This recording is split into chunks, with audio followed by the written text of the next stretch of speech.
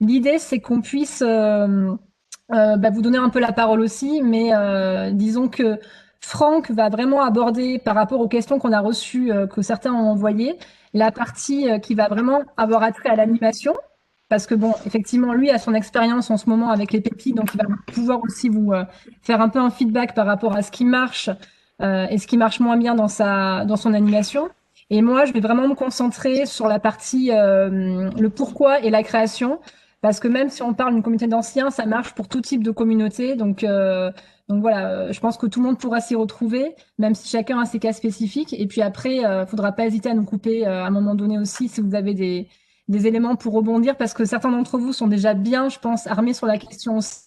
Donc, n'hésitez pas à compléter ce qu'on va dire et puis à amener un peu votre expérience. L'idée, c'est on est une dizaine, ça puisse être un échange en 1 heure et que chacun reparte avec des billes assez concrètes. Et si certains doivent partir en cours de route, n'hésitez pas, vous nous faites un petit coucou. Et puis, voilà. En tout cas, normalement, le webinaire est enregistré, si je dis pas de bêtises. Donc, après, vous pourrez le revoir sans problème. Et Franck, tu voulais puis, dire un petit mot, ouais, je te laisse. oui, bah, juste sur l'esprit de cette rencontre, merci Andrea d'ailleurs de nous avoir réunis. Et l'idée, après une petite discussion, on s'est dit qu'on allait peut-être apprendre encore plus de vous que nous, animateurs de l'atelier. Donc, comme notre temps est précieux à tous, ça va être intéressant de, quelle que soit l'expérience qu'on a eue ou qu'on décide d'avoir dans la création d'une communauté, d'une association, d'un cluster, on l'appelle comme on veut, et bien ça se trouve, on va aussi nous repartir enrichis de cet atelier. Donc, on est tous des tous co-animateurs pour moi. Donc, juste pour un petit mot, donc la partie technique, c'est-à-dire Nancy, moi, peut-être Pauline, ou on verra, on est avec vous, mais discrètement, on vous écoute pour vous laisser bien entre vous. Et je vous confirme donc que l'atelier est enregistré et qu'il sera en ligne, si vous voulez revoir tout ça, dès demain sur la page assise du site mentoradentrepreneur.fr. Bon atelier à vous. Ok, merci Andrea. Merci Andrea. Alors, on a noté, donc, enfin, Andrea a fait un très beau tableau avec les questions que vous l'aviez envoyées pour certains.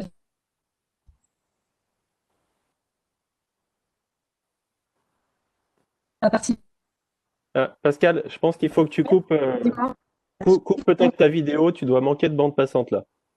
Ah, ok. Bon, ben, écoutez, je vous revois après. Si ça coupe, là, ça va mieux? Là, vous m'entendez mieux? Tu Ah, me dis, Franck? Ok, on va ça voir. Mais marche. normalement, c'est le symptôme vidéo. Ouais, ouais, je pense qu'on est. La Wi-Fi doit pas être géniale, la ville urbaine. Alors, moi, qu'en tout cas, le mot d'introduction que j'aimerais vous dire sur sur cette thématique-là, que ce soit pour les personnes qui sont déjà en train d'animer des communautés et puis celles qui ont envie d'en lancer une nouvelle, notamment avec des réseaux d'anciens et puis peut-être simplement des projets qui démarrent aujourd'hui. La vraie question à se poser, c'est de trouver en fait le pourquoi. C'est toujours pareil, en fait, vous pouvez partir sur, on va créer, on a un petit collectif, on a un groupe. L'idée, c'est qu'on puisse se retrouver, qu'on puisse échanger. Mais vraiment, si vous voulez aboutir en fait à une communauté qui soit pérenne, durable et surtout dynamique, il va falloir être certain que ou en tout cas la majorité des gens qui rejoignent votre groupe, aient le même intérêt. Donc, avant de se lancer et puis d'y aller à tâtons, peut-être que, en tout cas, enfin moi, ce que je conseille à tout le monde et la meilleure stratégie, c'est d'avoir un noyau dur, déjà, de gens convaincus, qui soient peut-être 5, 6 personnes maximum, et de réfléchir ensemble à quel va être en fait le but de cette communauté, et de se projeter sur 1 an, 2 ans, 3 ans, et d'avoir un peu une image du membre idéal. Donc c'est vraiment vous dire, même si c'est des anciens, si c'est des personnes qui ont déjà en tout cas connaissance d'une association, qui ont un intérêt commun, c'est aussi se dire euh, quel, quel est leur intérêt à agir et à être actif dans cette communauté. Donc une fois que vous avez en tout cas cerné ce pourquoi, après il y a toute une stratégie à mettre en place qui prend du temps. C'est la première chose à dire. Je pense qu'en tout cas, pour ceux qui ont déjà eu à animer et puis à se prendre des fois des portes et des murs et à se dire mince, je comprends pas, les gens viennent pas, j'arrive pas à dynamiser, j'arrive pas à attirer. Déjà, c'est se dire que c'est normal, il faut de la confiance, donc ça prend du temps. Et ça veut dire aussi que il faut quand même en amont avoir un peu une stratégie, hein, et se dire, ben, sur 6 mois, qu'est-ce que je vais mettre en place pour créer cette confiance, créer une dynamique et faire en sorte qu'à la fin, les gens, avec ou sans moi, en tout cas, ils soient autonomes, ils puissent bah, se sentir chez eux et puis transmettre les valeurs de cette communauté. Qu'elle soit en tout cas qui est dedans 30 personnes ou même à la fin 300 ou même 3000. Les principes fondateurs restent un peu les mêmes. Voilà, c'était mon premier mot Pascal, d'intro. Oui, ouais, super, une petite pause parce il y a une première ouais. question et c'est un peu la question que je me disais dans ceux qui sont dans cette démarche de création un petit peu d'effervescence. Est-ce que tout le monde a son pourquoi? Et du coup, la question est des suggestions d'outils pour faire émerger ce pourquoi. Alors, c'est toujours un peu bah, la question de l'animation et de la facilitation. Enfin, je pense qu'il y a plein de gens qui sont hyper compétents pour faire émerger ce pourquoi.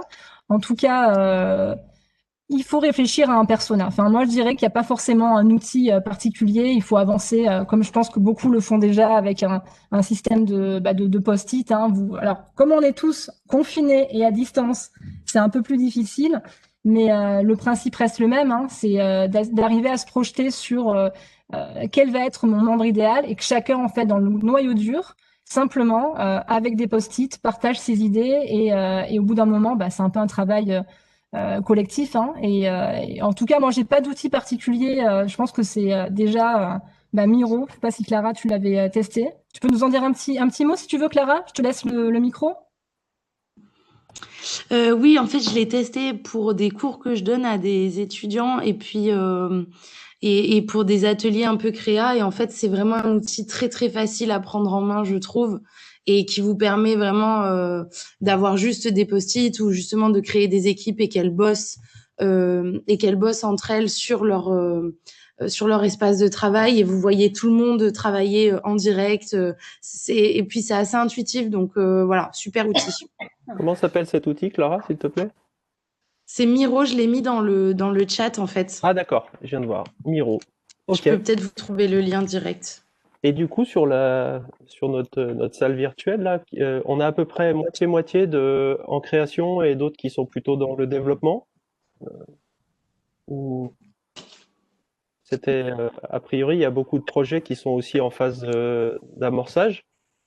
Plutôt, ouais. Ça. Et Delphine, tu as ton pourquoi?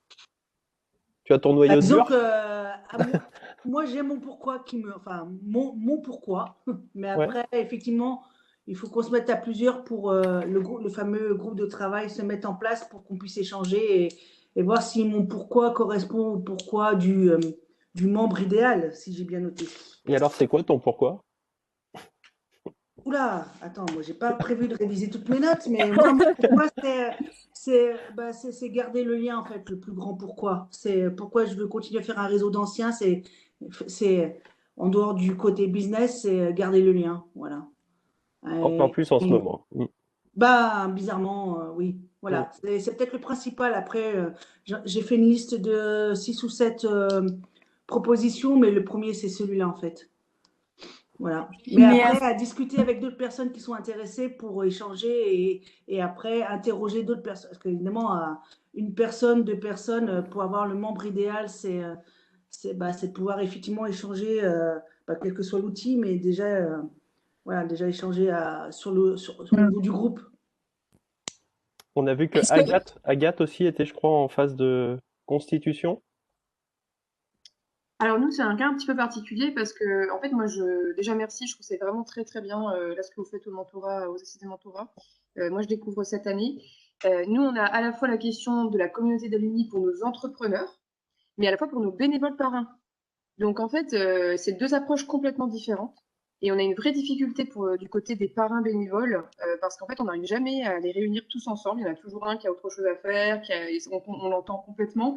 Et c'est très, très difficile de garder cette dynamique. Et pour les entrepreneurs, on est en 2020, on a fait uniquement sur la restauration. Et en fait, on a ces entrepreneurs qui sont fragiles.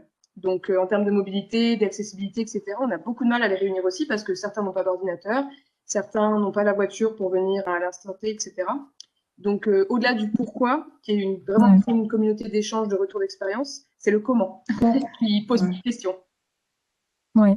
Oui, oui, et puis effectivement, c'est facile de dire on peut créer avec n'importe qui des communautés, mais moi je dirais que c'est pas le cas parce que en tout cas il y a des fois à un instant T des personnes et surtout les dirigeants dans des secteurs un peu on va dire en difficulté, c'est très dur de leur demander de s'engager, de s'impliquer quand eux-mêmes déjà sont pas dans une situation qui est confortable et que effectivement on est d'abord centré sur ses problèmes, centré sur soi. Donc c'est pas forcément que les gens ont pas envie, ont pas besoin. On a tous le besoin et surtout en ce moment. Mais effectivement, il faut pouvoir être disponible. Et au-delà de l'intérêt personnel, il faut être bien déjà aussi pour pouvoir se dire je vais aller échanger avec des pairs, je vais aller donner un peu, partager mon temps, je vais aller sortir. Et parfois, je pense qu'il y a des gens et des dirigeants qui sont pas disponible, mais par contre, c'est pas forcément définitif. Donc, il y a des personnes, peut-être Agathe, qui, pour l'instant, tu as l'impression qu'elles sont dures à amener et puis à tirer, mais peut-être que dans 6 mois, ça sera pas le cas. Donc, en fait, il faut pas non plus attendre toujours d'avoir 100% des gens qui soient moteurs et qui soient partants. Il faut commencer avec ceux qui ont l'énergie, ceux qui ont envie, et puis laisser toujours la place à ceux qui, à un moment donné, peut-être auront l'énergie et puis viendront. Donc, il ne faut pas les oublier, il ne faut pas les mettre de côté. Mais c'est évident que quand on n'est pas bien soi-même, c'est difficile de participer à une communauté. Enfin, en tout cas, c'est mon opinion, quoi. Après, je ne sais pas si certains l'ont vécu différemment, mais moi, je le vois un peu comme ça. Dans ce premier tour de table avec les pourquoi, les comment, est-ce qu'il y a d'autres compléments à apporter sur le noyau dur? Damien, je sens que tu as quelque chose à dire. Ouais, tout à fait.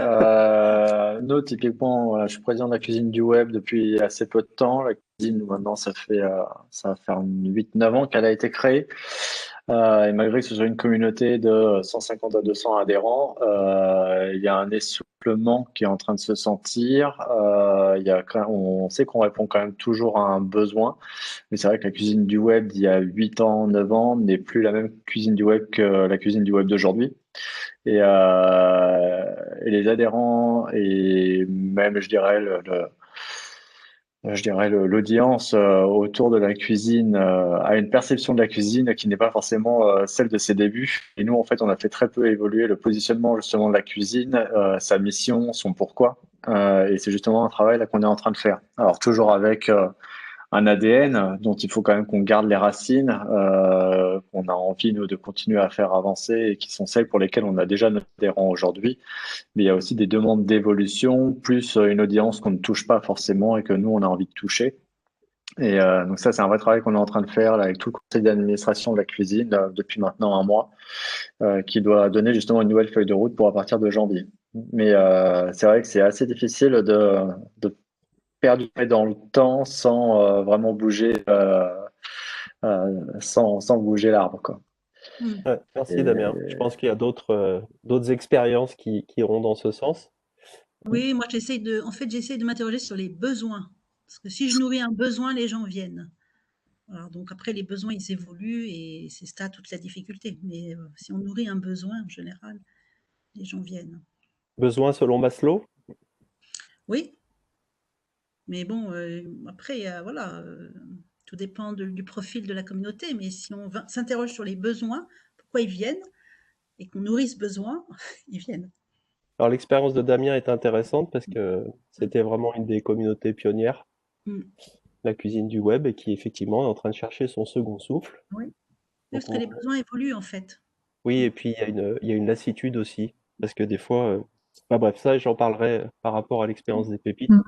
On va laisser la parole à ceux qui sont en phase d'amorce aussi, parce que c'est l'idée de peut-être quand c'est bien initié. Moi j'ai noté le pourquoi et le comment. C'est vrai que c'est intéressant, rétrospectivement, de partir dans ce sens, parce qu'ensuite ça ancre, ça met une génétique qui derrière est peut-être plus facile à négocier quand il est bien ancré que quelque chose qui est un petit peu fragile au départ et qui du coup peut être complètement retourné sur la table, quoi. Pauline, ton son de fond vert, ouais. C'est bon, on t'entend. T'as le même problème que moi, je pense.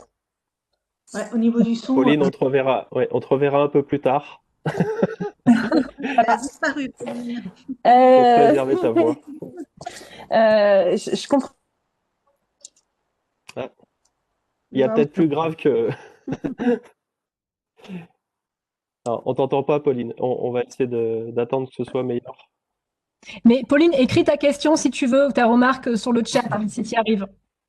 En attendant, on va peut-être Patrick ou Julie, ou dans petit premier tour un peu pour voir vos premiers retours. Allez, Julie. Oh bah non, c'est Patrick. Ok. Vas-y, Patrick. Ok, merci. Moi, c'est un peu le même réseau que celui qu'a évoqué Delphine, sur lequel je veux travailler. Donc, c'est une création. Et bon, moi, je me pose des questions effectivement sur le pourquoi par rapport à la création, mais aussi après pour moi, la question de la temporalité est très importante, à la fois sur comment faire pour animer la conférence et la table ronde précédente, m'ont apporté un petit peu des lumières là-dessus sur la manière d'animer et de faire en sorte qu'il puisse y avoir un réel intérêt de tous les membres de la communauté. Mais au-delà de ça, comment pouvoir gérer le temps à consacrer à ce réseau? Quelle est la fréquence des échanges faut-il avoir? Est-ce qu'il y a une redondance entre le réseau initial où étaient tous les membres qui vont venir dans ce réseau des anciens, et comment vraiment fédérer ensuite, toutes ces questions, elles se rejoignent, hein. C'est trouver l'âme et le cœur de la communauté et faire qu'elle devienne vivante. Voilà. Merci, Patrick. On y reviendra sur comment on a fait nous, et avec aussi quelques écueils. Ok, super. Julie? Alors du coup, au pôle Live, nous pour le moment on est sur une 4 promos d'accompagnement du coup commercial. J'ai pas eu vent en tout cas d'une communauté d'alumni et d'anciens, et ce serait une réelle volonté parce que ça permet d'amener des synergies déjà entre les différentes promos, parce que c'est tout type d'activités qui sont représentées. Et à la fois, ça met un dynamisme et parfois aussi dans les besoins un peu une espèce de protection et d'espoir pour certains qui, des fois, en période un peu compliquée, voient qu'en fait, avec un peu de coup de boost de l'écosystème, c'est aussi possible du coup de s'en sortir. Donc, le pourquoi serait plutôt ça. Et je rejoins aussi sur la question de est-ce que des fois, c'est beaucoup de temps? Est-ce qu'on ne peut pas juste faire par exemple des petites réunions, des petits rendez-vous ponctuels parce que voilà, le travail d'une communauté d'alumni tout le temps, c'est aussi beaucoup de temps. Alors voilà, moi aussi j'ai besoin d'être éclairée sur les différentes possibilités et d'actions. Alors, du coup, Julie, je vais me permettre de faire un peu d'histoire, parce que j'ai vu la création de la communauté Live avant que tu arrives, il y a à peu près 3 ans. Donc, Live a été créé par la métropole pour faire des pépinières modernes en proximité, en périphérie de Lyon, pour regrouper des créateurs indépendants, des TPE hein, souvent, sur des territoires un petit peu âpres en termes d'emploi. Donc, Julie est basée à la Duchère. Moi, je suis parrain de la pépinière de Givors, qui est un territoire qui est compliqué. C'est à la fois la fin de la Loire, les portes de Lyon, et puis un espèce d'entre-deux dans le Derby. Donc, avec aussi une industrie ça faisait très très longtemps que ça n'avait pas créé d'emploi à Givors. Donc voilà, j'ai accepté d'être le parrain de cette pépinière pour leur donner un coup de main. Et puis il y a un troisième site, je crois, qui est à Neuville, Julie, c'est ça? Voilà. Et du coup, la métropole a créé un outil, un espèce de, allez, on va dire LinkedIn de l'entrepreneuriat, où on peut faire du mentorat, des levées de fonds, du coaching, un coup de main, s'associer avec des inconnus. Ben, c'était un peu l'idée d'il y a 3 ans.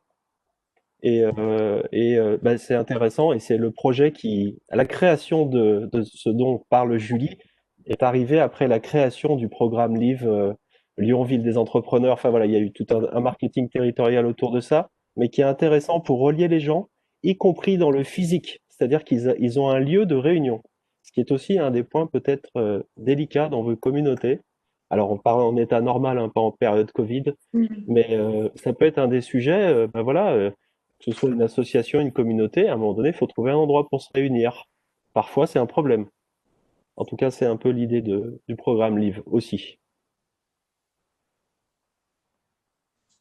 Et il y avait un point aussi, Franck, quand elle parle aussi, Julie, des anciens, en fait, hein, que c'est une volonté aussi de le démarrer maintenant. Je pense que pour vous tous, il faut réfléchir, quand vous allez créer votre communauté, à comment les gens vont partir. Donc autant on passe beaucoup de temps à onboarder les gens, les membres, à se dire tiens comment on va les accueillir, qu'est-ce qu'on va leur donner en arrivant, mais il faut aussi avoir pensé à l'après. Donc au départ, et de dire clairement aux gens, ben la communauté, vous êtes là aujourd'hui à l'instant T. Si demain vous partez, il y aura toujours un fil avec vous, ou il y aura d'autres choses qui seront mises en place. Il y aura une nouvelle communauté qui sera effective pour vous, et que vraiment la personne sache se repérer dans le temps par rapport aussi à son besoin, hein, qui est effectivement qui peut évoluer en 1 an, 2 ans, 3 ans. Je pense à Damien avec la cuisine. Peut-être que l'adhérent d'il y a 6 ans, effectivement, aujourd'hui, il a plus du tout les mêmes enjeux qu'il y a 6 ans et que son besoin peut-être est pas rempli, mais en tout cas qu'il a encore envie de garder un lien parce qu'il a un sentiment d'appartenance. Mais ça, voilà, il faut, en tout cas pour ceux qui démarrent, pensez-le maintenant, quoi. Voilà. Justement, Pascal, je n'allais pas beaucoup intervenir, mais vous me connaissez, c'est un peu impossible pour moi. Mais oui, voilà, j'appuie complètement ce que tu viens de dire et on est en plein dans cette réflexion sur comment présenter aux actifs le fait qu'il y aura une communauté des anciens du mentorat. Et juste pour Julie, et après je redisparais, Julie, moi je suis en train de déléguer, parce que je ne sens pas d'animer et les actifs et les anciens, ça fait un peu trop. Et donc je délègue à des anciens très motivés comme Delphine et Patrick la création et donc Pauline qui va les épauler aussi au niveau graphique. Cette partie des anciens parce qu'on ne peut pas tout faire. Donc voilà, ça vient du cœur. Donc si tu sens de déléguer à quelqu'un, bravo, parce que moi j'ai fait le pas. Super. Alors, merci. Ouais, dans le premier tour, là, Fanny, donc Émergence, c'est un réseau déjà bien constitué qui est peut-être en train de se réinventer comme la cuisine du web. Donc Béatrice, le réseau Anact, c'est quelque chose qui est Aract, pardon, parce que là on est en région. C'est un réseau qui est déjà aussi prégnant et qui se montre. Et dans ceux que je ne connaissais pas, donc j'ai vu Clara. Clara, c'est plus un mode démarrage aussi? Ou Non, enfin non, nous déjà oui, c'est une communauté qui existe déjà depuis 2014. C'est les universités de Lyon, c'est ça? En fait, c'était l'incubateur Manufactory. Et là, du coup, on est en train de fusionner avec Bilis pour créer donc le centre d'entrepreneuriat de l'Université de Lyon. Et effectivement, du coup, il y a beaucoup plus de communautés à gérer parce qu'il y a le programme LSU, Lyon Startup, que vous connaissez peut-être. Oui. Il y a JEA, il y a tout un tas de communautés différentes. Donc, gros challenge. Mais donc le projet, c'est de regrouper, justement, c'est de faire un guichet de toutes ces communautés qui pullulaient, on va dire? Alors, pour la lisibilité de l'offre à l'accompagnement, oui, mais après, c'est vraiment de garder ces petites communautés parce qu'on croit beaucoup au fait que plus la communauté est petite et plus les membres peuvent s'apporter et vraiment créer des liens solides. Donc, c'est un peu l'enjeu de garder ces petites communautés-là quand même. Ok. Très bien. Au niveau du temps, donc Nancy, on l'a eu tout à l'heure au début. Peut-être on peut écouter Fanny ou Béatrice sur des communautés existantes. Alors, nous, sur la communauté existante, on a la communauté Le pourquoi de cette communauté, à la base, c'était? En fait, justement, on est en train de la construire, la communauté des anciens. On a 3 piliers d'accompagnement, l'individuel, le collectif et la mise en réseau. Et en fait, aujourd'hui, le message qu'on fait passer, c'est qu'un entrepreneur, un porteur de projet qui a fini son accompagnement reste dans la communauté grâce au collectif et à la mise en réseau. On enlève juste le côté parrainage. Donc, mais ça, c'est en construction. Il y a à peine un an qu'on a lancé ces 3 axes et ces 3 piliers d'accompagnement. Et aujourd'hui, on tente de continuer. Alors, le pourquoi, on l'a pas encore défini. En fait, je me rends compte qu'on fait avant de savoir pourquoi on fait. Donc, je sais que c'était un premier axe de questions qu'on doit se poser au sein de l'équipe et au sein du conseil d'administration. Parce qu'on dit, il faut, mais on ne sait pas pourquoi. Donc, moi, je pense qu'il y a un vrai rôle quand même d'échange entre les anciens et les plus récents, même s'ils sont pas vieux, même s'ils ont 1 ou 2 ans de création d'entreprise. Dans tous les cas, il y a des étapes par lesquelles on passe et où ils peuvent échanger. Donc, on a amorcé un petit peu en créant des communautés par champ d'action. Donc, nous, on intervient sur 6 champs d'action. Et du coup, on a créé alors des groupes WhatsApp pour l'instant par champ d'action. Donc, en se disant, par exemple, on a un gros sujet sur l'éducation et sur l'alimentation. Et en fait, on a lancé les groupes WhatsApp en se disant, vous êtes là, les anciens, les nouveaux, et ils interagissent entre eux. Donc, c'est une manière un peu de déléguer, mais il y a un moment donné où c'est eux qui doivent, qui ont des échanges à faire. Donc, nous, on est là en modérateur ou en push quand il y a des informations qui demandent, mais c'est eux qui l'animent automatiquement. Et on anime avec ces groupes WhatsApp au démarrage, on anime une rencontre 1 fois par mois avec un expert sur le domaine. Donc là, on est vraiment dans la communauté tout mélangé, hein, les anciens et les en cours. Mais je pense que c'est un bon démarrage. En tout cas, ça fonctionne bien au démarrage. Donc nous, on a lancé là où on avait le plus de monde au démarrage. Hein. On a 6 champs d'action, on n'en a lancé que 3 pour l'instant. Et du coup, tous les mois, on fait intervenir un expert selon leurs demandes. Donc les premiers, on leur a dit quels sont vos besoins, qu'est-ce que vous aimeriez, qui est-ce que vous aimeriez rencontrer. Et nous, on trouve l'expert et on fait une intervention 1 fois par mois. Alors pour l'instant, c'est qu'en visio parce qu'on a lancé les groupes en plein confinement. Mais je pense que ça fonctionne mieux en visio pour le coup. Je pense qu'on va pour le coup continuer sur le mode visio parce que c'est 1 heure, 1 heure et demie en fin de journée, il n'y a pas de déplacement et on a plus de présents que si tout le monde devait se déplacer. 3 bonnes raisons. Voilà, nous on fait un mix et on se dit qu'à la fin du confinement, on fera et du présentiel et du visio, mais ça on continuera en visio. Quoi qu'il arrive, les entreprises ne travailleront plus comme avant, et c'est peut-être une des bonnes nouvelles de cette période. Et comme quoi, le lieu, des fois, finalement, on pense qu'il est toujours très très important pour avoir des meilleures communautés, mais je pense que le confinement va nous prouver aussi le contraire. Donc ceux qui n'ont pas de lieu, ne paniquez pas. Oui. En même temps, c'est un de nos sujets justement de trouver un lieu pour animer et pour regrouper. Donc on est sur les deux en même temps. Pour l'ancrage, c'est important. Parce que ça permet aussi justement de ramener aux fondations pourquoi on a fait ça, pourquoi on a plaisir à se retrouver, hein, notion qui va être très importante en 2021. Trouver tous les moyens de se réunir vont être bons. Et ensuite, effectivement, comme tu dis, Fanny, de mixer avec l'optimisation du temps, de l'énergie et de la fatigue. Parce que dans les présentiels, il y a beaucoup de gens qui « Ah, je suis désolé, j'ai mon machin, j'ai mon truc, j'ai loupé mon train, j'ai loupé mon… » Et du coup, c'est épuisant aussi, ça. Le côté « J'ai pas pu venir ». Donc, du coup, le distanciel peut amener avec un moindre effort une réponse efficace. Mais en même temps, je pense que ça fonctionne mieux sur ceux qui se connaissent déjà et qui se sont déjà rencontrés. Où il y a eu, parce qu'on le voit quand on est en distanciel, c'est chacun son tour, on prend bien son temps, donc on a des temps de parole limités. Et ceux qui se connaissent déjà, en fait, ont déjà des affinités sur lesquelles ils peuvent aller beaucoup plus rapidement. Donc je pense que les premiers rendez-vous pour se connaître, même autour d'un bar, d'un afterwork ou quoi que ce soit, et après on peut travailler plus efficacement. C'est là où les deux sont importants, mais c'est pas le sujet. C'est pour ça qu'on a dit ce soir temps de parole illimité. On est tous co-animateurs. En avant, pas de chrono. Daniel, quelques mots sur ton projet? Alors, moi, je fais de la formation de coach au bilan de compétences et je viens de monter un petit groupe sur WhatsApp. Mais alors, ceci dit, je travaille qu'en digital, moi, parce que j'ai commencé cette activité dans le confinement. C'est tendance. C'est-à-dire, moi, je travaillais déjà en digital, mais les coachs, ils étaient assez allergiques à la formule digitale. Ils disaient, ah non, le coaching, c'est en présentiel. Et puis, lors du confinement, ils se sont tous retrouvés à faire du digital parce qu'ils étaient obligés. Et en fait, ça marche très, très bien parce que je ne sais pas pourquoi ça marche bien. Je pense qu'il y a aussi la solitude. Je pense qu'il y a aussi, ça vient combler un besoin de communauté parce que le coach, il est souvent seul, en fait. Il est seul en face de ses clients. Et là, du coup, ça vient voilà, ça vient nourrir un besoin de faire équipe, alors que quand on est coach externe, on est partenaire de ses clients. Mais voilà, faire équipe avec des pairs, c'est quand même, c'est assez fort en fait, ça aide beaucoup. Mhm.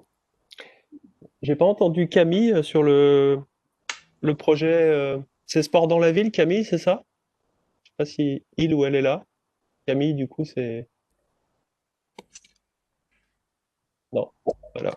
Je la vois plus non plus. Alors, du coup, Béatrice, et puis on sera Oui, presque. oui, je suis là. Du coup, moi, enfin, peut-être pour remettre un peu en perspective, vous donner donc l'exemple d'une communauté qu'on est en train de monter autour donc d'entrepreneurs. Donc, il y a un petit noyau, comme vous l'avez dit, en fait, il y a un noyau dur qui a été monté. Ça fait maintenant plus d'1 an, en fait. Avec des entrepreneurs, mais pas que, également avec d'autres partenaires de type association, pour travailler avec les entreprises sur comment nouer les questions de qualité de vie au travail et les questions environnementales. Donc, comment ça peut faire sens pour l'entreprise et comment avancer sur cette articulation-là. Donc, ça, donc en fait, c'est une communauté de nouveaux plutôt, qui a été montée là depuis plusieurs mois, qu'on souhaite ouvrir. Et en fait, l'enjeu certainement plus tard, donc en fait, moi, ce sera plutôt, on va dire, dans un deuxième temps. C'est une fois que cette communauté elle sera ouverte, il y aura déjà eu un travail qui aura été fait entre les membres autour d'un programme particulier. C'est comment effectivement proposer qu'au niveau du territoire, les personnes, les entreprises puissent rester en lien de manière à, pourquoi pas, développer des projets territoriaux. Et à ce moment-là, du coup, parce que la communauté aujourd'hui, elle a du sens pour l'entreprise qui, elle, va s'engager sur ces questions-là. Mais en fait, demain, dans la perspective d'une communauté d'anciens, l'idée, ce serait effectivement que du coup, ces anciens, en fait, ils s'ouvrent à des partenariats peut-être ou à des projets qui soient plus ancrés au niveau du territoire. Et éventuellement avec les autres entrepreneurs. Voilà, donc bon. Donc voilà. Ok. Ça me permet Merci. Merci Béatrice. Alors je vois, il y a une question, il y a Pauline qui a envie de parler d'argent. Et elle a raison. Par rapport à la valeur de ce partage entre anciens. Moi, je pourrais vous en parler plus tard quand je vous expliquerai ce qui s'est passé pour le cercle Pépite. Est-ce que parmi vous, il y a déjà ces notions de quelle valeur pour accéder à la valeur, en fait? Je n'ai pas compris la question. En fait, pardon, dans le chat, Pauline a posé la question, se pose aussi la question de la valeur de l'offre. Alors, je suis peut-être parti loin, mais le côté la gratuité n'a pas de valeur. Et qu'est-ce qu'il faut mettre pour intéresser, ne pas refroidir aussi des anciens à se regrouper? Attention à cette barrière économique. Comment on fixe le coût? C'est peut-être une question que vous n'êtes pas posée. Nous, à la pépinière de Rieux, donc ça fait 1 an qu'on a créé la communauté et on a fait une petite adhésion qui est vraiment symbolique, c'est 10 €. En fin de compte, c'est un droit d'accès aussi à un CE pour les TPE. Donc voilà, en même temps, voilà, derrière, en contrepartie, ils ont accès à ce CE. Ok. Mais c'est vraiment symbolique. Oui, 10 €, c'est symbolique, quoi. Mais ça acte en même temps et on leur fait une petite carte. Voilà, on acte vraiment leur entrée dans la communauté. Bon, ça faisait partie des petites questions. Au niveau du temps de parole ou du temps restant, Andrea, on se fait virer dans 20 minutes. Ouais, je pense que ça va s'arrêter. Je sais pas, dis-nous, Andrea. Non, on est parti pour la nuit, là, il n'y a pas de souci. Hein. Non, on est OK jusqu'à, voilà, après, c'est le temps de chacun et qu'on puisse après, voilà, c'est quand on s'arrête qu'après, ça peut se mettre en ligne aussi.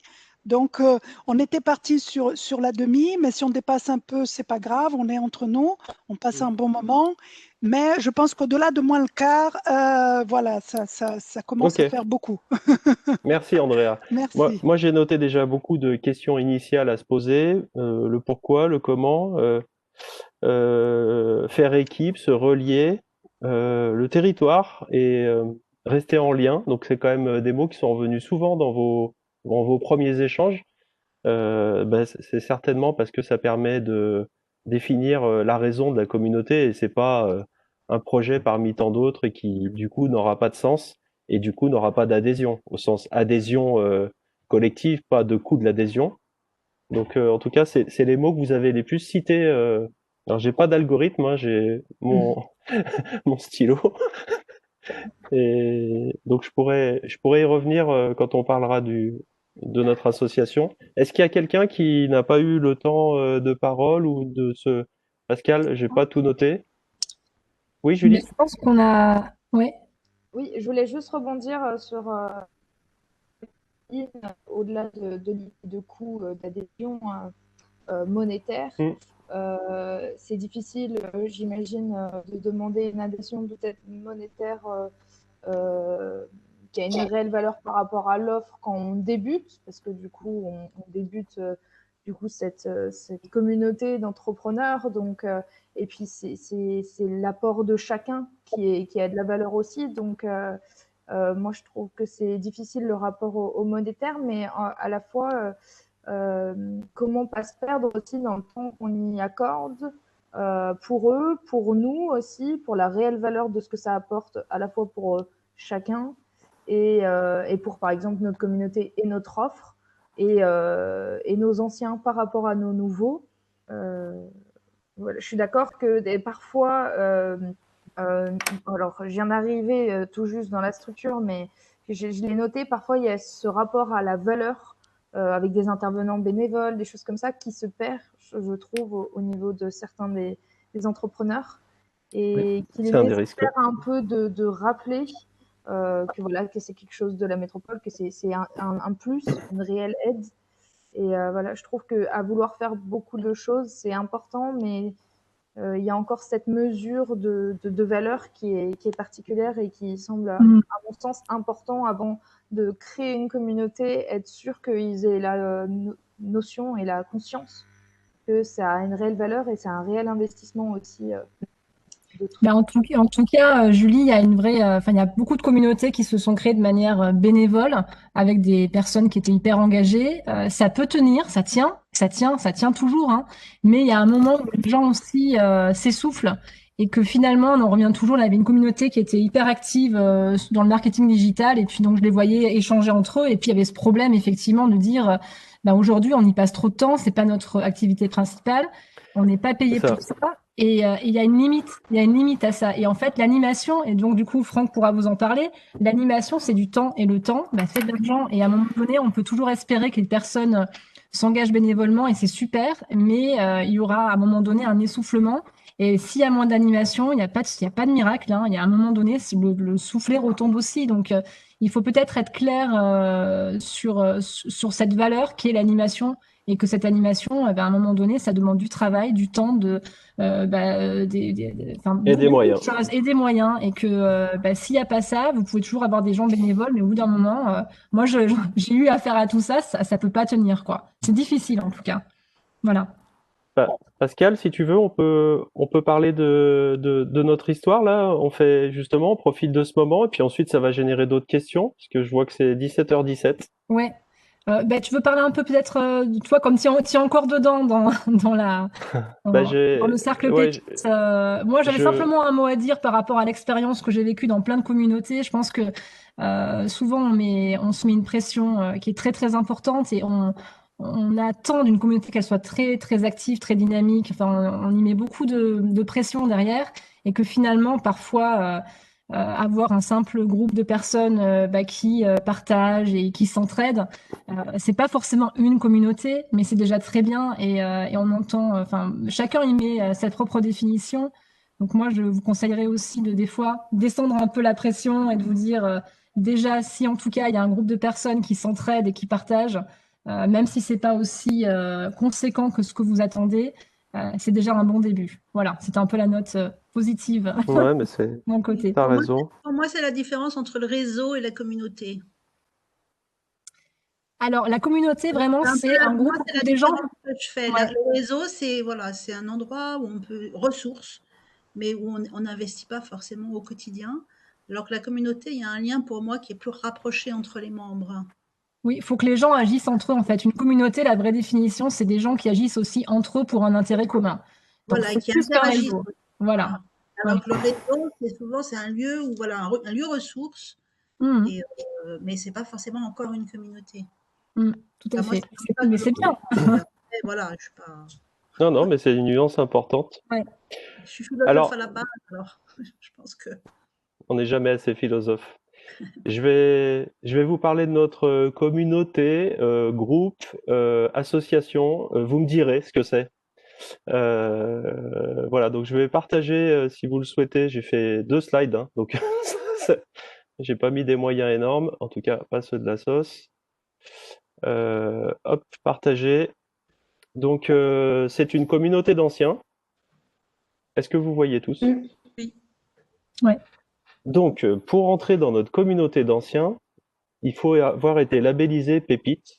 Très rapidement, le programme Pépite a été créé en 2011-2012 par la métropole de Lyon, le Grand Lyon, et la CCI qui nous réunit aujourd'hui. Donc, bravo à ces 2 organes, et qui disait que si vous êtes une entreprise qui fait 30% de croissance par an, 3 années consécutivement, dont le siège est dans une des 59 communes de la métropole, et que vous êtes une société de moins de 250 salariés, vous déposez un dossier. Et il y a eu 10 candidats et du coup, nous, notre entreprise IP-Line a eu la chance d'être retenue. Et donc, parmi les 10 candidats qui ont été les 10 premières pépites lyonnaises, je vous ai listé ceux qui ont 2 ans après décidé de continuer l'aventure en mode de ce qu'on parle ce soir, c'est-à-dire de créer un après, un réseau d'anciens, un réseau d'alumni, et de créer une association. Donc, nous, on parle donc, on revient sur les mêmes thèmes, hein, le pourquoi, je dirais, la raison d'être, l'objet. Donc, c'est l'entraide entre dirigeants de PME en croissance. On a enlevé l'hypercroissance parce que maintenant, c'est un petit peu, bon, un peu too much. La croissance, c'est un problème de riches, mais malgré tout, ça reste un problème. Donc, en juillet 2015, les 9 fondateurs en photo, en partie. Alors, on a quelques femmes depuis, j'anticipe. Ouais, ça manque Je sais, alors j'essaie de me déguiser, mais j'ai été refoulé sur la photo. Et voilà. Donc, parmi les 10 sociétés primo-accédant au programme Pépite, 2 ans après, 9 ont souhaité dire, bah tiens, cet esprit Pépite, c'est génial, et trouvons un moyen que ça continue, justement, pour que ça ne s'essouffle pas, et ainsi de suite. Et une des premières conditions que j'ai données aux élus, à l'époque, c'était Gérard Collomb, Emmanuel Imberton, David Kimmelfeld, enfin tous ces gens-là qui sont là aussi pour promouvoir le territoire, l'emploi, le tissu économique, les centres de formation, les écoles, enfin c'est vaste. Et je leur ai dit, on aimerait continuer en mode indépendant. Là, on va arriver à la cotisation et également garder le nom, puisque ce nom Pépite, ça claque. On trouvait ça vraiment très très bien. Du coup, ils nous ont dit, bien sûr, faites-nous une proposition. Donc, on a créé l'association en juillet 2015, qui, moyennant une cotisation, alors tout de suite, on a mis la cotisation. Alors, elle est élevée, elle est faible, elle est comme vous voulez, vous me direz, mais elle est de 720 € par an. Parce que j'avais vu beaucoup de projets s'essouffler par manque de moyens, manque de temps, besoin de faire venir quelqu'un de l'extérieur pour vous oxygéner et pas toujours le tour de table où on sait tous l'entre-soi et tout ça, parce que ça, je l'ai beaucoup vécu. Du coup, j'ai immédiatement dit, puisqu'ils m'avaient élu président, ah oui, j'ai oublié de vous dire, ils ont élu un président, ça a été moi. Voilà, donc en 2015, je suis devenu président d'une association de dirigeants. Et l'acte 1 était de dire, on continue sur l'entraide entre dirigeants. Et l'acte 2 est de dire, on met une cotisation pour se payer ce qu'on veut et être autonome des institutionnels, qui sont à la fois notre génétique, mais qui peuvent être aussi le grand méchant loup et devenir des clubs d'affaires ou de réseaux, justement, dont il y en a suffisamment. tout autour de nous. Donc, ces 9 fondateurs, on va faire un zoom de 5 ans. Et je vais vous amener en 2020. Donc aujourd'hui, 5 ans après, qu'est devenue l'association du Cercle Pépite? Eh bien, dans les 9 fondateurs, il y en a 5. Donc, on va parler des piliers, on va parler du noyau dur, puisqu'on a employé ce terme tout à l'heure. Le noyau dur, il est en vert, hein, donc peut-être vous les connaissez. AG Perspective, Cosmotech, Dinergy, IP-Line, mon entreprise, et Kilowatt Sol. Et surtout, ce qui est intéressant, c'est que malgré le fait qu'on pourrait dire on est 4 de moins, en fait non, on est 25 de plus, puisqu'il y a eu 25 nouveaux membres qui nous ont rejoints, en sachant qu'aujourd'hui, on en est à la 90e pépite sur l'ensemble du programme. Donc vous imaginez le nombre d'entrées potentielles que nous avons chaque année, hein. Chaque année, il y a 10 nouvelles pépites. Et quand elles ont fini l'accompagnement institutionnel, elles peuvent rejoindre notre association. Donc, je prends le pari que dans 2-3 ans, on sera pas loin de 40 à 50 membres. Aujourd'hui, les chiffres, c'est pas très important les chiffres pour une association, mais je voulais citer quand même, c'est environ 2000 emplois. Quand on discute, nous 30, et 250 millions d'euros de chiffre d'affaires. Autant vous dire que c'est une très belle ETI. Quand on se réunit autour de la table, c'est un des plus gros employeurs de la métropole. Alors, c'est pas notre vocation, mais ça a un vrai poids. Qui dit poids dit aussi peut-être se préserver, garder son autonomie, et surtout l'esprit de l'entraide entre dirigeants. Parce que comme disait quelqu'un préalablement, il y a les prestations qu'on achète à l'extérieur, et après il y a le côté, finalement, il y a des experts autour de la table. C'est pas forcément des gens qui vont se mettre en avant, et c'est ce qu'on vit depuis 5 ans. Voilà où en est notre association. Alors après, je sais pas si vous avez déjà quelques remarques sur on a fait un quick view de 5 ans là, hein. Comment ça s'est créé, comment on est aujourd'hui. Est-ce qu'il y a des questions sur cette période?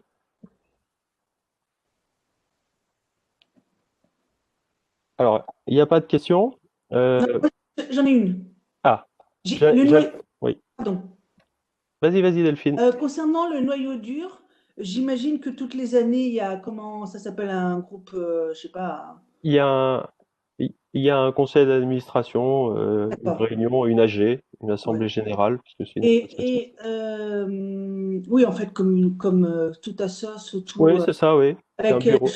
Avec une nouvelle, enfin peut-être la définition des pourquoi, et peut-être redéfinir les pourquoi pour faire entrer les nouveaux, pour avoir une certaine souplesse, pour pas se retrouver au bout de 5 ans. C'est nouveau 5 ans, mais bonne question, tu as raison Delphine. C'est pourquoi cette année ça va changer. Depuis 5 ans, le bureau, c'est un président, en l'occurrence moi, qui représente son mandat chaque année, parce que je voulais quelque chose d'agile en fonction du temps et peut-être une certaine lassitude que j'aurais pu représenter. Donc il se trouve que les 5 fois je me suis représenté parce que c'est un pur moment de folie. Et du coup, ben voilà, j'ai été réélu parce que ça leur convenait. Par contre, on a vachement fait évoluer le bureau. Au début, il y avait un vice-président. Aujourd'hui, il y en a 7. Parce qu'en fait, on s'est réparti un petit peu les rôles et les ressources de chacun. Il y en a un qui va gérer les nouveaux adhérents, d'autres qui va gérer des événements, d'autres qui va gérer de la presse, d'autres qui va gérer de la finance, et ainsi de suite. Donc, les vice-présidents, ils sont en charge de quelque chose.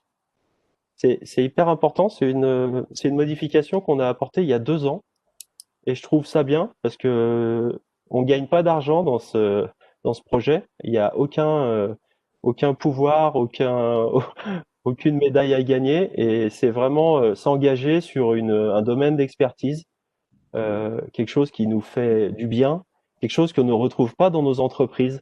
Moi, c'est un énorme projet de développement personnel, quant à moi.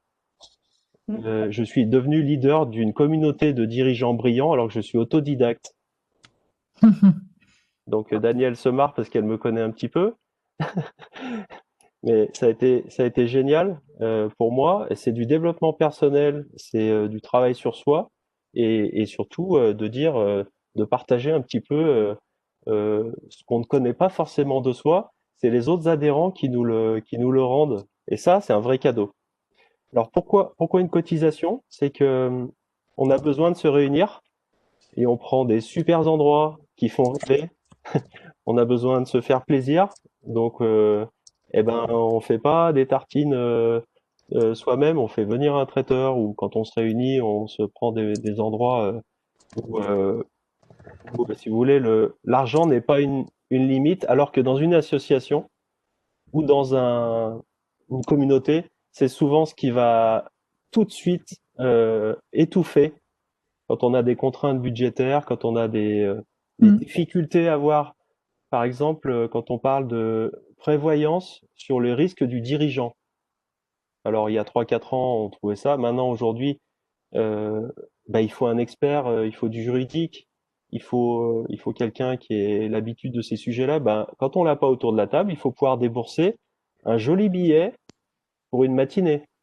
Si vous le faites pas, ou si c'est au détriment d'autres choses, petit à petit, je pense que les adhérents peuvent aller essayer d'autres communautés de type APM, c'est super, Réseau Entreprendre, c'est génial, la CPME, ça existe, le MEDEF, les Rotary, le Lions. Je vous cite tous les clubs, on les connaît tous. Nous, ce qui est non négociable, c'est que ce n'est pas un club d'affaires. Justement, c'est là où la notion de communauté, réseau, on se regroupe un petit peu. Et du coup, l'aspect associatif, je pense, nous a toujours préservés. Mais c'est vrai que Franck, c'est difficile. En fait, vous verrez aussi, surtout pour vous, il y a peut-être parfois de la concurrence entre incubateurs et structures d'accompagnement. Enfin, de la concurrence. On n'est pas concurrents, mais disons qu'il y a de l'offre en tout cas. Donc les entrepreneurs, en tout cas, aujourd'hui, ils ont le choix.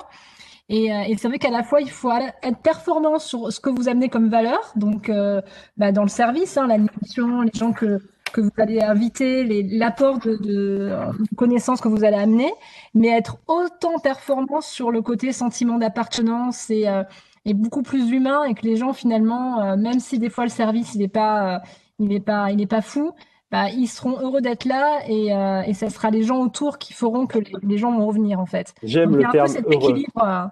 J'aime le terme heureux. Moi, les termes les plus Oui. importants, c'est plaisir et heureux dans ma vie.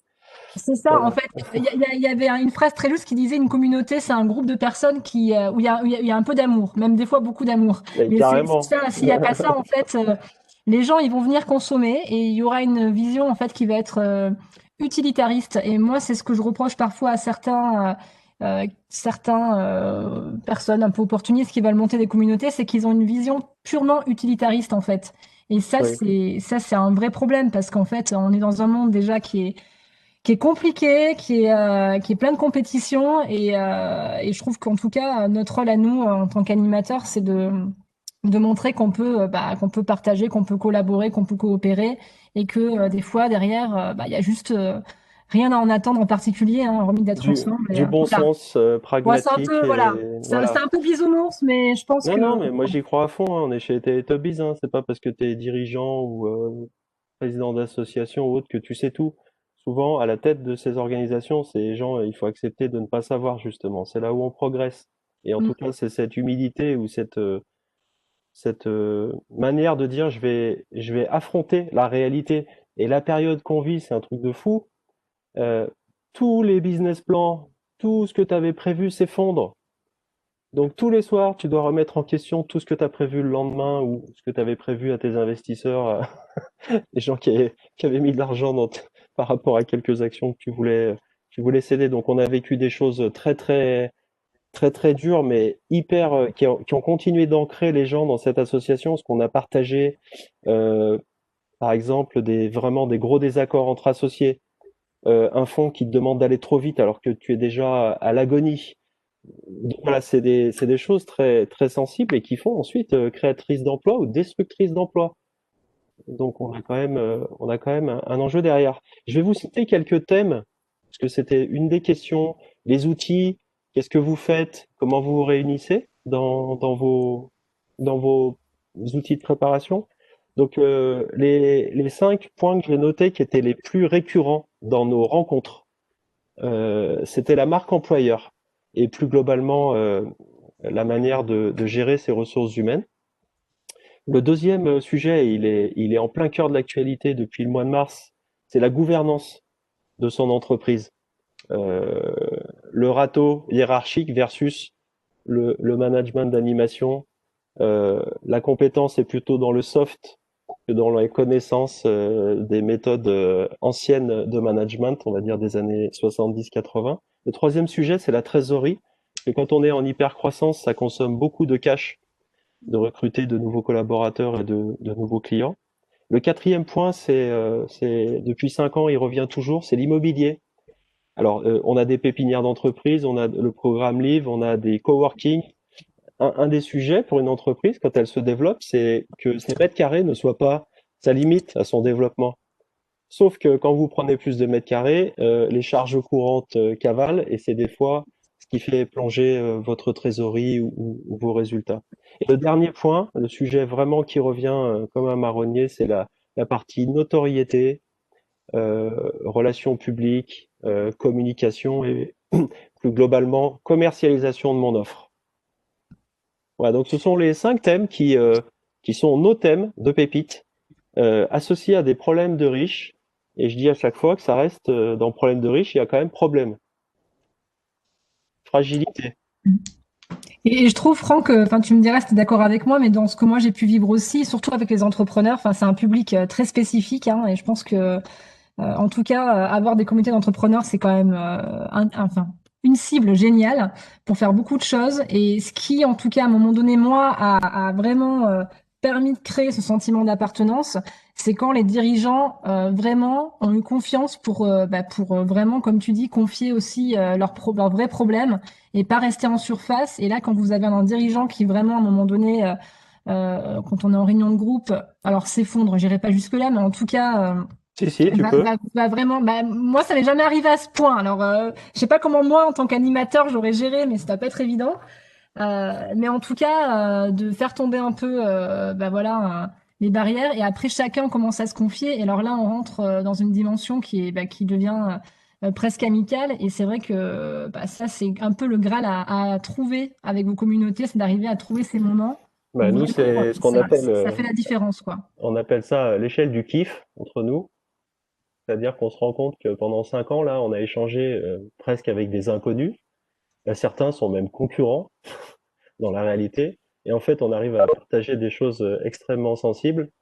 Et du coup, on se dit des fois, on arrive plus à se confier à un inconnu qu'à quelqu'un de proche. Donc c'est parfois heurtant. Mais d'un autre côté, le mental contrôle moins. On risque moins avec un inconnu en fait. Et du coup, c'est ces sujets-là. Et pour moi, c'est vraiment du développement personnel. Puisque si on veut ensuite emmener des gens derrière soi, il faut avoir quand même quelques échantillons d'empathie, d'ambition certes, mais pas être un fifou, pas être un droit devant et en fait se retourner, il y a personne qui est embarqué derrière. Que ce soit dans une entreprise ou dans une association, dans une communauté, vous avez dit souvent rester en lien, créer du lien, se sentir moins seul. C'est évident et surtout avec la période introspection durable là, qu'on vit, loin des bases, loin du cœur, loin d'une communauté, c'est extrêmement difficile psychologiquement. Donc, il y a beaucoup de choses qui fonctionnaient bien, qui s'essoufflent en ce moment. Et Franck, est-ce que tu peux nous dire, parce que j'aime bien des fois avoir un peu les exemples négatifs aussi pour montrer des choses qui marchent ou qui marchent pas. En 5 ans, quel a été le moment, pour toi en tout cas, qui a été un peu un échec dans cette communauté où tu t'es pris un mur? Parce que ce qu'il faut dire aussi, enfin, pour mettre tous à l'aise, hein, on s'est tous pris des murs, hein, donc je pense que voilà, c'est normal. Et toi, Franck, enfin, est-ce qu'il y a eu en tout cas un événement qui t'a un peu marqué que tu pourrais nous partager? Il y en a eu deux. Un, c'est un des 9 fondateurs, pendant qu'on était en train de signer c'est le décalage entre la réalité d'une entreprise quand elle a eu une médaille et quand elle est en face de vous. Un des fondateurs, je le citerai pas, était en train de déposer le bilan. Un des 9 fondateurs, là, avec pas loin de 200 salariés. Donc ça, c'était assez paradoxal. On était en train de rédiger les statuts de l'association et quelqu'un nous a dit, bah voilà, je pourrais pas cotiser la première année. D'ailleurs, mon entreprise va fermer parce que j'ai pris un contrat au-dessus de mes capacités et j'ai fumé ma boîte en 12 mois, une boîte qui avait 5 ans. Donc ça, ça m'a marqué. Ça m'a marqué. Et la deuxième, c'est un clash donc là, c'était pas dans les 9 fondateurs, mais parmi ceux qui nous ont rejoints ensuite, un clash entre associés qui venaient tous les deux, parce qu'en fait, nous, il n'y a pas qu'un représentant, le dirigeant, quinca, barbu, bedonnant, il n'y a pas que ça. On peut venir à 2 ou 3 membres du CODIR, en fait. Ça a permis de féminiser l'association. Et du coup, j'ai vécu un clash avec 2 personnes que j'avais l'habitude de voir dans l'association, qui venaient même les 2 ensemble, fondateurs, et qui sont encore en train de se déchirer sur leur boîte. Ça me touche encore, parce que ça me dépasse. Ça me dépasse qu'au milieu de tout ça, ils n'arrivent pas à penser client, qu'ils n'arrivent pas à penser à leurs collaborateurs, et que c'est que l'ego et la fierté qui est en train de driver le truc. Donc voilà, pour répondre à ta question, c'est les 2 choses qui m'ont touché pendant ces 5 ans. Mais à côté de ça, j'ai eu beaucoup d'exemples de dopants qui font qu'aujourd'hui, pour vous donner une décision que j'ai prise cette année, c'est important, et après j'arrête de parler, c'est qu'après ces 5 ans, j'ai décidé de passer la main de la présidence parce qu'en fait, je voulais pas que ce soit moi la limite du truc. Et j'avais vu aussi des exemples que c'était un espèce de comité déodule, toujours présidé par machin, un peu le côté sénateur élu à vie et tout ça. Et du coup, je leur ai annoncé cet été, ils s'y attendaient pas du tout, que je ne renouvellerais pas mon mandat de président, et j'en suis super fier. Andrea, elle est morte de rire. Mais c'est un moment fort parce que j'ai envie que ça aille plus loin sans moi. En fait, avec un moindre moi, donc ne pas avoir ce niveau de dépendance et peut-être un des essoufflements. On reviendra sur les questions initiales. Justement, moi, je voulais pas le faire subir, faire l'année de trop et ainsi de suite.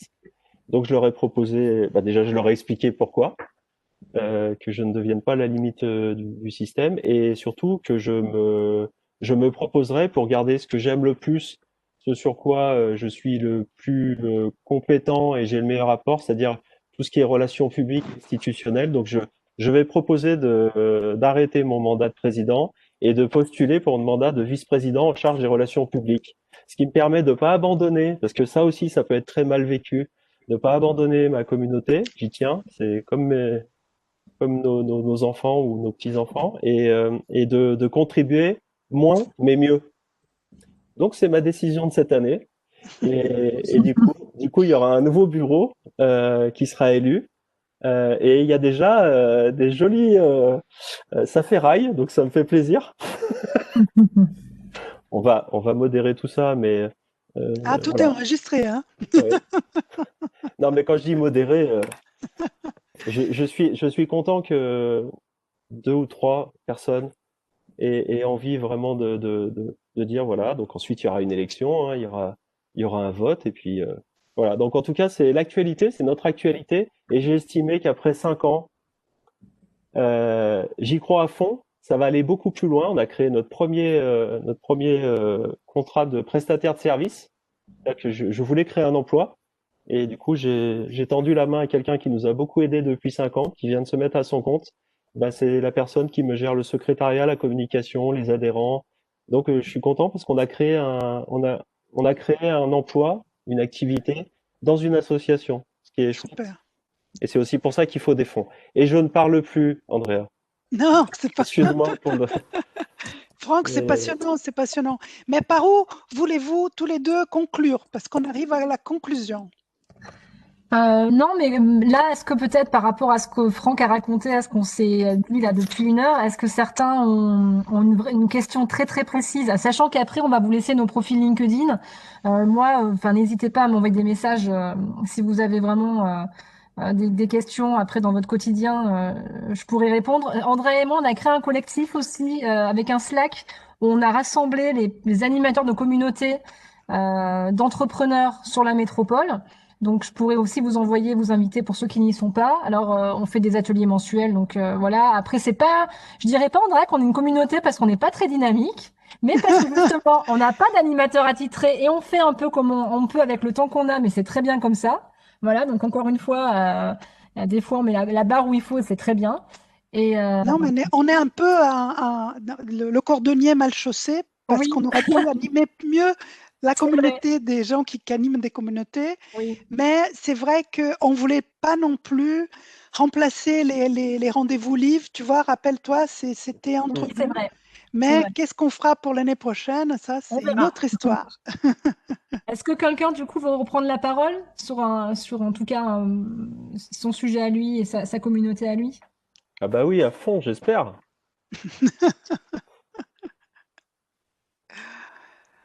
J'ai pas Fanny. Je sens que Patrick, il a envie d'y Patrick. aller là. Ouais. Patrick, il a une vue magnifique sur Lyon là. Oui. Ça ressemble à Saint-Just ou non? T'es où là? Ton arrière. Ah non, mais vas-y, Patrick. Alors, en fait, c'est Montréal. Je suis à Montréal. Non, c'est le jardin de Montréal qui est à Saint-Just, oui, avec une vue panoramique sur, si je me pousse, voilà, on voit les tours Eh oui, je suis au point du la jour, je Barbade. passe souvent ici. D'accord. Bon, en fait, j'y suis pas parce que pour l'instant, je suis confiné dans le Luberon. Voilà.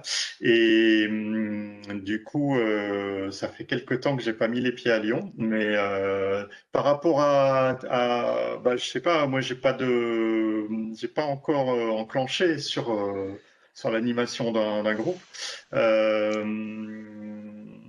Dans d'autres réseaux, j'ai un petit peu d'animation sur certaines choses, mais je sais que c'est pas évident. Et voilà, la question est, moi je suis un petit peu partagé. Tu as évoqué quelques thèmes qui sont les thèmes principaux qu'on peut avoir c'est un peu les cœurs de métier de chef d'entreprise. Mais moi je suis un petit peu partagé pour l'animation sur avoir un ordre du jour ou ne pas avoir d'ordre du jour du tout et arriver avec voilà quelque chose. Mais je pense qu'il faut alterner. T'as raison, Patrick. Excuse-moi, je me suis peut-être mal Oui. exprimé. Je suis entièrement d'accord avec toi parce que ça, c'est ce que font tous les clubs qui marchent plus au bout d'un moment. Ouais. Nous, c'est l'événement d'un adhérent Voilà. qui provoque un temps de présence ou un temps de voilà, que ce soit en collectif ou en tête-à-tête. Oui, oui. Voilà, donc excuse-moi parce que c'est exactement D'accord. justement ce que le côté fixé à l'avance, c'est ridicule, c'est obsolète, c'est caduque. Oui, oui. Tu parles d'un sujet, mais le lendemain, il faut parler d'autre chose. Donc c'est l'événement pénible, hein, Oui, oui. souvent, hein, parce que si tu cherches de l'entraide, c'est que ça va pas bien. C'est Donc, qu'il y a un c'est problème. l'événement pénible qui fait la mobilisation de tout ou partie de la communauté. Mhm. Et ça, c'est génial. Voilà. Parce que là, tu arrives Ok. dans un commando genre le GIGN, tu vois. Ben, c'est exactement ça. Excuse-moi, je m'étais peut-être mal Non, non, mais je t'en exprimé. prie. Non, bah, du coup, on se rejoint, ça va. Je suis entièrement d'accord. Après, voilà, j'ai pas vraiment de points et de questions. S'adapter au moment, dit Muriel, je suis d'accord, c'est ça. Muriel, dans le chat, dit s'adapter au moment. Et depuis le mois de mars, je pense qu'on est tous... Ouais.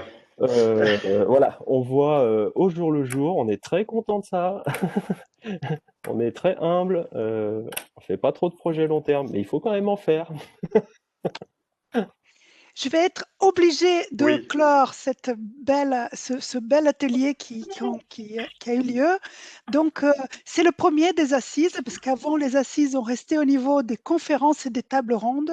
Et je vois qu'être en atelier, se connaître, se parler, échanger, voir des exemples précis, ça plaît. Donc, je pense que l'édition 2021 va encore contenir un atelier. On va voir les enquêtes de satisfaction, ce qu'elles vont nous dire. En tout cas, voilà, parce que la communauté, c'est un sujet des heures et des heures, et c'est toujours aussi passionnant. Donc, voilà, merci beaucoup donc, déjà à Franck et Pascal pour cette excellente animation et ce partage. Ça a été très vivant, c'était génial. Merci à nos appuis techniques de Pauline et Nancy qui sont restés là et ça. Merci aux participants, ceux qui ont pu rester, voilà, quelques voilà, quelques quarts d'heure de plus. Et donc, nous, on va clore ici les assises. C'était, voilà, on est là depuis juste 14 heures, mais c'était génial. On a appris plein de choses. Andrea, oui. Je me permets juste un truc là, parce que c'est un peu frustrant. Trouve-nous une solution de ne pas se revoir dans 6 mois là, parce que il y a plein de sujets qui n'ont pas forcément été abordés. On compte sur ta créativité. Et crée-nous un événement, un truc là, pour garder le lien, parce qu'il y a, je pense qu'on n'a pas eu forcément. Non, mais en tout cas, moi je le ressens comme ça. Il y a des gens que j'aimerais bien entendre. D'accord. Donc peut-être je pense que chacun a avancé, voilà, et ce serait intéressant de voir un peu le suivi derrière des projets de chacun.